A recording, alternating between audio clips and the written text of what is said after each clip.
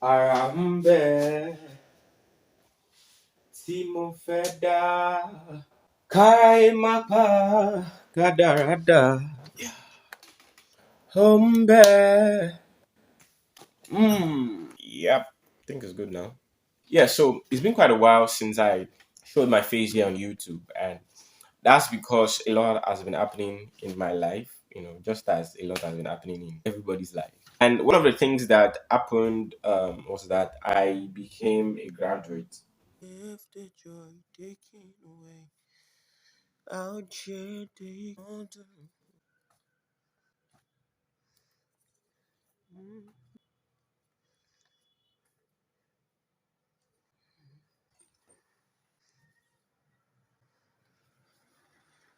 And even though there was a point in my life where I almost dropped out, now that I'm done, I am actually so glad, so thankful, and so proud of myself that I actually pulled through.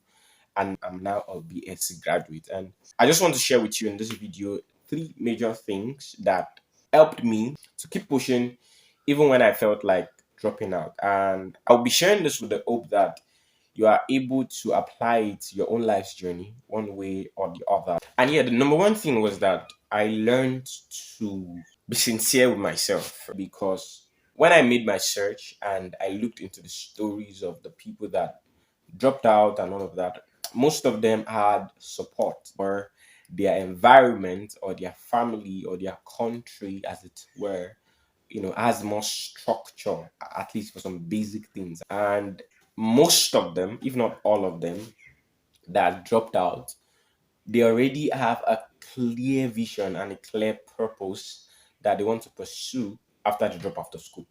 But mine wasn't really the case, right? I know that if I drop out, I'll be faced with a lot of mental and emotional challenge, and I may not necessarily have support behind me. I might even get more criticism and more hatred and more bitterness from my loved ones, right? I had to tell myself and really realize that I wasn't really ready for something like that.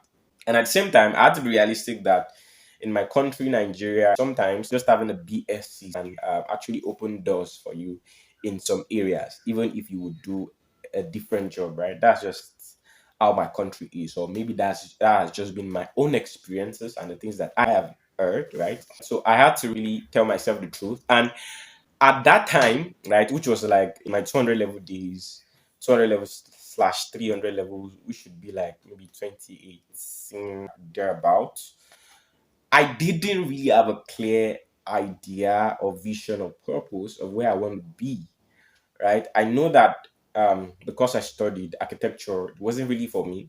But at the same time, I wasn't sure, as it were, of what I want to pursue.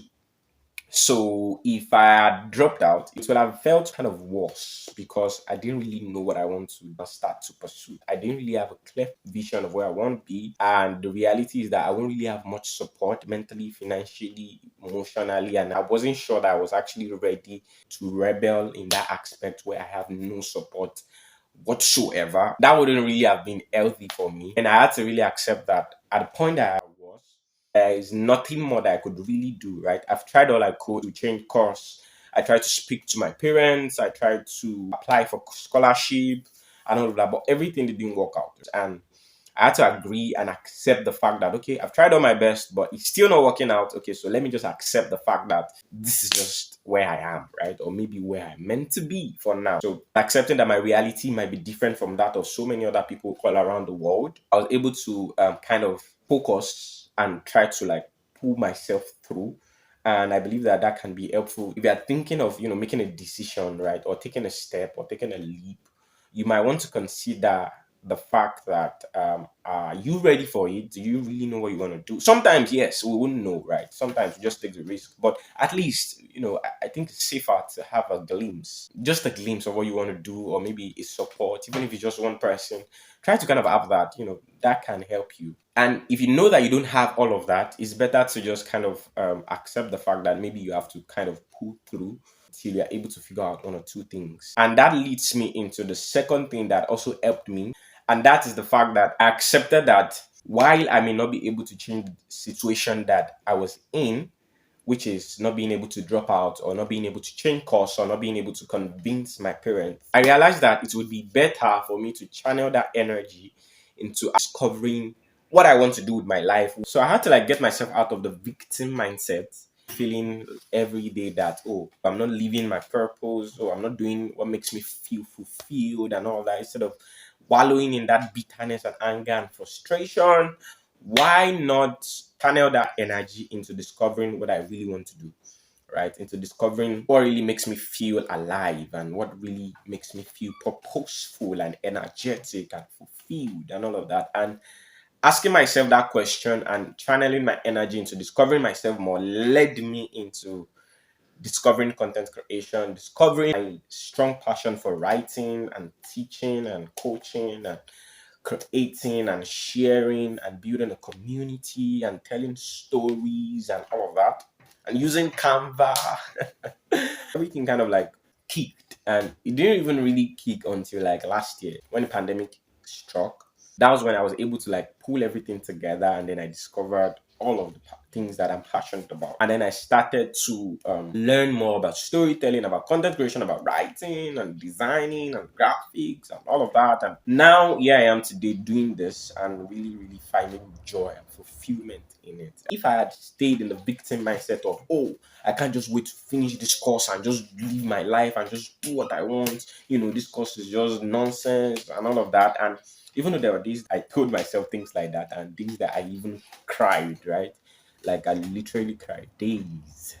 But I didn't wallow too much in that victim mindset of what I can't do anything about. I focused my energy on what I can do something about, which is discovering myself and learning more about myself and finding what I'm really passionate about and what makes me feel fulfilled. Because if the course I studied did not make me feel fulfilled, then it means that there's something that should make me feel fulfilled. And I'm sharing that for you to also like look into your life, and if there's something that is not making you feel fulfilled, maybe it's your course, or maybe it's in your relationship, or maybe it's in your place of work, or anything that's making you not feel fulfilled and all of that. Don't see it as, oh, you are a victim for being in it, oh, it's unfair, blah blah blah. No, see it as an avenue for you to then start looking out for what makes you feel fulfilled, or why you are not feeling fulfilled, right? Is it that you need to change something? Is it that you need to change your outlook on how you look at your partner? Or maybe you need to change your outlook on how you perceive that course? Or you need to like find a new job or find a new way to feel fulfilled in the job that you're doing presently. Try to just look out for ways to discover yourself and focus on what you can control rather than wallowing in pity and self-doubt of what you can't control. Because sometimes we may not really be able to control the situation that we are in now. We may not have a direct power or ability or maybe even the strength to change that situation immediately, right?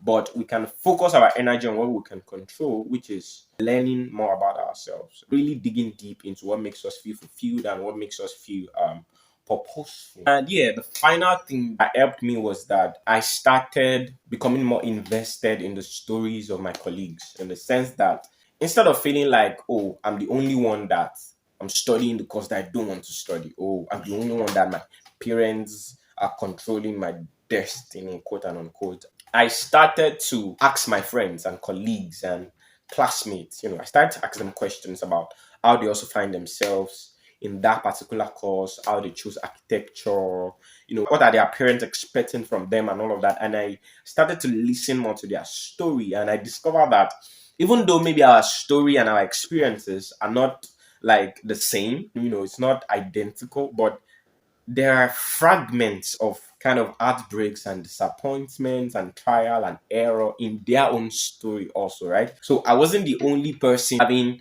heartaches or the only person that life is not being fair on. There are a lot of other people in that my same department that they are also just pulling through, maybe for a reason or another, or they found themselves in it and somehow they developed love for it. And that kind of expanded my perspective and my mind. It broadened my mind to see that okay, I'm not alone in this. It made me start thinking that, okay, if these people are pushing through, and even though they are also not sure where this will lead them, or this is also not what they really want to study, they just found themselves in it one way or the other, maybe their parents or the wrong choice or wrong advice, something like that. And or maybe they don't have a good grade and they're still pushing through, they have a positive and optimistic outlook, then I can do the same, right? I can do the same. And because I got interested in their stories and I started telling them my own story, how I find myself in it, how I feel about the course and all of that, they started developing more compassion and empathy and understanding for me rather than judging me every time I don't show up in class or judging me when I'm not able to meet up with the project submission and all of that. So, in the same vein, in your own life's journey, you can try to do the same thing, right? If you're in a circle where you are feeling unfulfilled and all of that, you can try to talk to people around or try to listen to their stories, to pay attention to them also. And you would most likely see that you are actually not alone. Ask your friends what they are going through, ask the people that are close to you, or maybe a community that you are in, just listen to their stories, like genuinely listen to their stories. And you will see that there are also a lot of people going through something similar in a way to what you are also going through. And by listening to their stories, you can derive a thing or two to apply to your own story so that you can also keep pushing, right? Or keep pulling through. It's so helpful when you have other people that you feel like they can relate to you and you feel like they are also going through what you are going through in a way, and you can learn from how they are dealing with it, right? Because sometimes all we just need is just somebody to share their own perspective, and we just be like, whew, so I've been trapping myself all this while. Oh my goodness. Thank you for sharing, right? And it's just so important. And yeah. I think a bonus one that I just actually remembered now that helped me also was that talking to people. It's quite similar to this last point I just shared, but this one is actually like finding a community of like-minded people, right? There's this community of people that I'm with, right? We have a WhatsApp group that we call Imagine Role Models. And there was a time that I told them that I'm thinking of dropping out and all of that. And the love and the support and the advice that they gave me was just massive. It was just so massive. Now, I'm not saying that if you want to quit something or if you want to move into something else and it's so toxic and it's really taking away so much mental and emotional energy from you, I'm not saying you shouldn't take the leap. I'm not saying you shouldn't quit. No, that's not what I'm saying. I'm not saying you should not drop out or not. I'm not saying don't quit your relationship or not. I'm not saying quit your job or not. No, I'm just trying to give you an advice of the things that worked for me, right? I'm just saying that before doing that, try to weigh your options. So when I shared with these people, they pushed me and their support and advice was just so massive that it really, really helped me change my perspective. And I'm encouraging you to do the same. Find a community of like minded people, people that share almost the same mindset and values with you that you can relate with and you can be vulnerable with because it goes a long way. Community goes a long way, right? We are not in this world to just do things on our own. We need people, right? And yeah, those are the three or maybe four things that I learned and that helped me push through till the finish line, that helped me get to the point where I can now say that today I'm a BSc graduate in architecture. And yeah, basically that's just what I want to share in this video. Yeah, thank you for watching to the end. And if you found this helpful in a way or the other, please consider subscribing, consider giving this video a thumbs up, consider sharing this with a friend or with a family. And anytime that you don't find me on this platform, please, you can always find me on Instagram at Samson Adeyemi underscore. You can always find me there. Like I'm always there creating content, showing up on my stories, responding to DMs. I love DMs, right? I love genuine messages. So you can always reach out to me on Instagram, please. And also you can find my podcast. I'll put the link to that also in the description below, the Peace and Sanity Hangout. I'll put the link to it. And also I have an ebook that's free. It's about doing social media in a peaceful way, right? You can find a link to that also in the description below. You should actually get it now because I will soon be upgrading it. They're putting a chicken price on it. And yeah, that's just my rant and my rambling for today. Thank you for watching to the end. And lastly, don't forget that it's possible to stay peaceful and sane even in this comparison driven, anxiety fueled, and fast paced world. You just have to choose. I hope to see you soon next week or next 2 weeks. Thank you so much for watching till the end. I'd like to know what you think in the comment section. That is all today on Mary at the Peaceful Lamp. Stay peaceful. Peace.